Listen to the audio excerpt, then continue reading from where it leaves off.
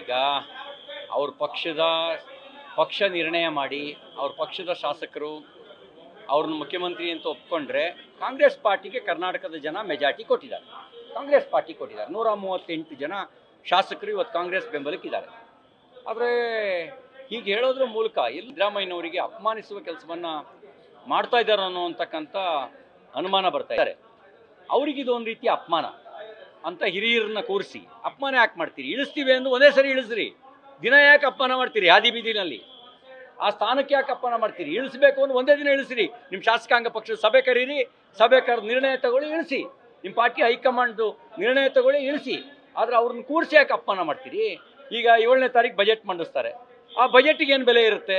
ನೀವು ಇಳಿಯೋರು, ಹೋಗೋರು, out going ಅಂದರೆ ಆ ಬಜೆಟ್ ಮಂಡನೆಗೇನು ಗೌರವ ಇರುತ್ತೆ? ನೀವು ದಿನ ಇಳಿಸ್ತಿರ್ತೀರ, ಅವ್ರು ಇಳಿಸ್ಕೊಂತಾರೆ. ಈಗ ನಾವೆಲ್ಲ ಹಿಂಗೆ ಆದಿರಂಪ ಬೀದಿರಂಪ ಮಾಡಿರಲಿಲ್ಲ. ನಾವೇ ಆದಿರಂಪ ಈ ರೀತಿ ಆದಿರಂಪ ಬೀದಿರಂಪ ನಾವು ಮಾಡಿರಲಿಲ್ಲ. ಮೆರವಣಿಗೆ ಮಾಡ್ಕೊಂಡು ಕೊಟ್ಟಿದ್ರಿ. ನಾವು ಆದಿರಂಪ ಬೀದಿರಂಪ ಮಾಡಿರಲಿಲ್ಲ.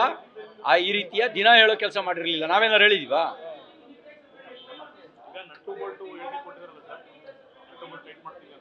ನೋಡಿ, ಡಿ ಕೆ ಶಿವಕುಮಾರ್ ಅವರು ಕರ್ನಾಟಕ ಸರ್ಕಾರದ ಉಪಮುಖ್ಯಮಂತ್ರಿಗಳು. ಅವರ ಮಾತು ಉಪಮುಖ್ಯಮಂತ್ರಿ ಸ್ಥಾನದ ಗೌರವಕ್ಕೆ ತಕ್ಕದಾಗಿ ಇತ್ತ? ಅವರ ಮಾತು ಕರ್ನಾಟಕದ ಸಂಸ್ಕೃತಿಯನ್ನು ಪ್ರತಿಬಿಂಬಿಸುವ ರೀತಿಯಲ್ಲಿತ್ತ? ಅವ್ರ ಮಾತು ಭಾರತದ ಪ್ರಜಾಪ್ರಭುತ್ವದ ವ್ಯವಸ್ಥೆಯನ್ನು ನಂಬಿರುವವ್ರ ರೀತಿಯಲ್ಲಿತ್ತ? ಬೆದರಿಕೆ ಹಾಕೋದು ಪ್ರಜಾಪ್ರಭುತ್ವ ವ್ಯವಸ್ಥೆಗೆ ಗೌರವ ತರುವ ಸಂಗತಿ ಅಲ್ಲ. ಬೆದರಿಕೆ ಹಾಕೋದು. ಮತ್ತೆ ಕಲಾವಿದರು ಯಾರುವೆ ಕಾಂಗ್ರೆಸ್ ಪಾರ್ಟಿಯ ಜೀತದಾಳುಗಳಲ್ಲ.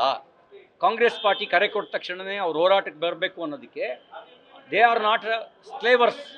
ಅವರವರ ಪಕ್ಷದ ಜೀತದಾಳುಗಳಲ್ಲ. ಅವರಿಗೂ ಒಂದು ಸ್ವತಂತ್ರ ವ್ಯಕ್ತಿತ್ವ ಇದೆ. ಲಕ್ಷಾಂತರ ಕೋಟ್ಯಾಂತರ ಜನ ಅಭಿಮಾನಿಗಳನ್ನು ಹೊಂದಿದ್ದಾರೆ. ಅವರಿಗೆ ಅಪಮಾನಿಸುವಂಥ ಕೆಲಸವನ್ನು ಮಾಡ್ತಾ ಇರ್ತಕ್ಕಂಥದ್ದು, ನೆಟ್ಟು ಬೋಲ್ಟು ಟೈಟ್ ಮಾಡ್ತೀವಿ ಅಂತ ಅನ್ನೋದು ಅದು ಯಾವ ರೀತಿಯ ನಡೆ? ಒಂದು ರೀತಿ ಲೂಸ್ ಆಗಿ ಮಾತಾಡಿದ್ದಾರೆ ಅಂತ ಹೇಳ್ಬೋದು.